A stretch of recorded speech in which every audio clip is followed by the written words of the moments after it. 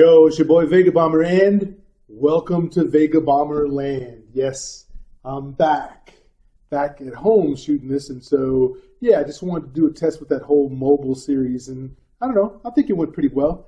So anyways, let's get to it. Can you believe 2017 is already over? I mean, we got a couple more days now at the time of this shooting, maybe 3-4 more days. So whenever this happens, you know what we have to do? We have to look back at the year that was 2017. And for this video, we're going to talk about what were the best movies. Now, when I say the best movies for 2017, I'm not necessarily saying the best Oscar movies or the movies that'll win Golden Globes and all that kind of stuff. I'm talking about the movies that when I sat down, paid my $15 to $18, sat in that chair for anywhere from an hour and 45 minutes to 2 hours to 2 hours and a half, as it were, with The Last Jedi, I got something out of it. I felt the entertainment, something about the characterization resonated with me, something about the actor's performance resonated with me, and therefore, that's how it got on the list. So the movies on my top list, the best movies for 2017 are there, not because they're necessarily a favorite for everybody in the world, but to me, it meant a whole lot. So yeah, this is up to debate. We can agree to disagree and all that good stuff, and you can tell me in the comment section. But that's how these particular movies got on that list. And so now, let's get into those movies. I could do an honorable mention, but I'm not going to do that. I'm just going to jump right into it. So number 10. The number 10 movie of 2017 that I consider one of the best of all the 300 and something movies that came out is, that's right, John Wick 2. Now, this is interesting because, see, when John Wick 1 came out, I really wasn't that interested. I didn't really like the villain. I thought it was just a little too, stupid. Now, I know you watch these films just to see a lot of bang, bang, shoot 'em up and stuff. But I was that year more enthralled with Equalizer, the one that had Denzel Washington in it instead. But, I'll say this, for John Wick 2, it was good, and I did get into it more, and there was more to sink my teeth into. So, John Wick 2, number 10. At number 9, this is a big surprise. This is A Case for Christ. Now, hold up. Don't throw stuff at me. I know.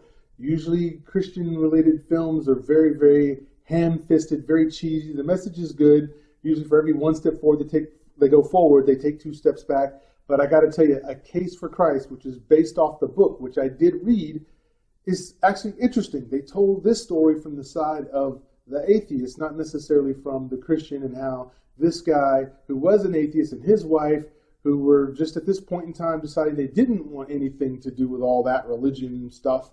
But the wife, though, makes a turn, and now here's the drama between them. Now, this is brilliant, because if it just went with what the book was doing, all the book was doing was laying out all these different scientists and authors and smart people talking about what they know about the original text.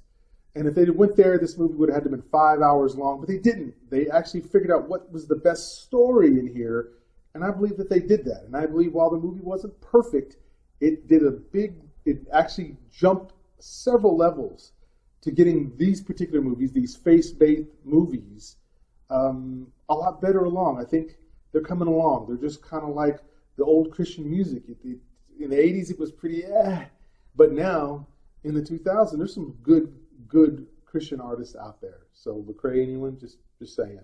So anyway, to me, at number 9, and you might find it a surprise, but if you check it out, take everything out of it and just watch it for what it is. Number 9 is A Case for Christ. At number 8 is Blade Runner. And this was one of the movies that was also on my anticipated list for 2017. And what can I say? I guess when you talk about movies, this is kind of what you want to see from the visual storytelling aspect. I thought the pacing was great. I mean, this movie was visually a movie that you could sit down and watch and say, I really can't find a flaw with that. And then it picks up from the older story, and of course, Harrison Ford is in it, so I guess there's guilt by actor association. I tend to like Harrison Ford a lot, but to me, I thought Blade Runner was extremely noteworthy. I couldn't leave it off this list, but I couldn't put it higher on this list, so Blade Runner goes here at number 8. At number 7, the first superhero film, and that film is Wonder Woman. Yes. Now, again, not that these movies didn't have problems, not that any of these movies on this list didn't have problems. It's just that the good stuff shone through. And so for me in this movie, Patty Jenkins did a great job of doing Wonder Woman, a character with over 70 years worth of history. But the good thing about it was they didn't try to too modernize it up. They tried to put her in a sequence that would make sense. And I think going back to World War I was a good idea. That was a great plan. At first, when I first heard it, I thought, nah.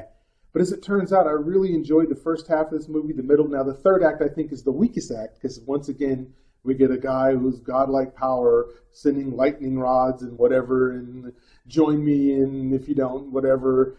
Got that same old thing again. But I have to say, that didn't detract from me enjoying that movie. And Wonder Woman was a good movie. It was not a movie I was really expecting to dig a whole lot, because I'm just not really a big Wonder Woman fan. But I'd be lying if I told you I wasn't entertained. So at number 7, Wonder Woman. And at number 6, since we broke the spades on the superhero movies, is Logan. Yes, so to me, this movie was the best movie for most of the year until these other movies caught up with it. But I dug this. I mean, Hugh Jackman, who plays, well, I don't know. It's going to be hard to replace Hugh Jackman as Wolverine. But I also like Sir Patrick Stewart here. And then, of course, the girl that played X-23, the weapon. And this movie is a dire movie about legacy. And at the same time, it's just a chance to see, Logan, Wolverine go berserker. Snick, yeah! He does. He straight up goes berserker. But it's not just that, though. This movie has a lot of heart. It has a lot of attention, and the character performances helps you dig in. And you can't not like this film. Sure, it could be happy, more go lucky, but that's not what this is about. This is really about the seriousness of legacy and fathering and all this sort of thing. That person who comes into your life that pushes you to be better. So, and people that you look up to. So I liked it. Logan, number 6. And at number 5, the first horror film that actually makes my list this year, and that is Get Out. That's right. So here's a movie that's, first of all, it's just hard to classify. Is it a thriller? Is it a horror film? Is it somewhat of a dark comedy? I mean, it's got all these elements kind of mixed into it. Not so much the horror, though. But for it being the first time out for the director, Peele of Key and Peele, I thought he did a great job.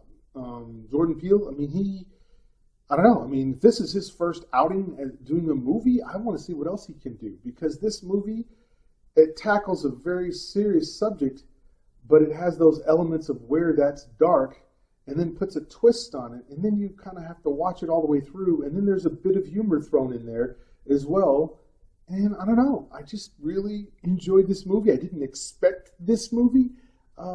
So, yeah, I'm still thinking about this movie from time to time and some of the lines in it. So Get Out, number 5, easily. And now, at number 4, the movie that just kind of, I don't know, split some people. But that movie is Dunkirk. That's right. Christopher Nolan, love Christopher Nolan stuff. Sure, he can make some movies just a tad bit too long. This actually was the shortest film that he's ever done. And so I love the idea of just stripping out this war movie about Dunkirk, the Battle of Dunkirk, instead of just having the stereotypical tropes of the guy sitting in, a trench somewhere going, yeah, so where are you from? What part of Texas are you from, Tex? And all that kind of stuff. They left all that out. He just said, let me just put you right in the middle of this stuff and then show you the battle on the ground, the battle on the sea, and the battle in the air kind of intercut between each other, which, sure, for some people, if you're not paying attention, you lost maybe your bearing or your footing is where they were in the film. But I liked it because truly that was different. And he could have just done the stereotypical, here they are, they got sent off, wife doesn't want them to go, son's going to miss them, but they skipped all that. And he still made a palatable movie that I love. So Dunkirk is good. I don't know that I can watch it a whole lot because I think most of its appeal was that if you saw it in the theaters with the big sound and all that stuff, I think that was another character to it that'll be missed on the Blu-ray. But either way, Dunkirk, number 4. And at number 3, that's right, we're now at the top 3 movies for 2017 for me, meaning that these movies just were thoroughly engaging. I love the performances and just resonated with me. And at number 3, we start off with It. Stephen King's It. So yes, a horror movie made it up into my top 3. Well, Get Out made it up into the top 5. But here, again, here's the reboot, retelling of the story that was a TV movie that we saw before. I think Skarsgård did a great job as Pennywise, and really just these kids sold it as these child actors really nailed their performances as just these pals who all get together because they're part of the Losers Club, who kind of band together and tackle their biggest fear, which in this case is a shapeshifter that loves to show up as a clown, Pennywise, who lives in the sewer, right? So, yeah, Stephen King originally wrote this. It was a big, thick book, and so if you don't want to read that big, thick book, I think this movie is a pretty good representation of Stephen King's book, and that's why I have it at number 3. At number 2, my second favorite movie of the year, almost number 1, but number 2 is Marshall. This is the movie starring Chadwick Boseman, who is playing one of my favorite real-life heroes, Thurgood Marshall, the first Black Supreme Court Justice. Love it. He worked for the NAACP at first, trying cases for people, African Americans, who were thrown in jail or tried or convicted because of their skin color. Not because of anything else, but the convenience of, well, we can put this guy at the place at the time, let's throw him in jail. We don't like black people anyway. So I love the fact that we got another one of these type of films because, you know, it's more than just Harriet Tubman. It's more than just Rosa Parks. There were a lot of great African Americans who helped push this forward, push this whole civil rights thing forward. And whenever I see these films, I dig it. I dug Selma, you know. I dug the 42 with Jackie Robinson.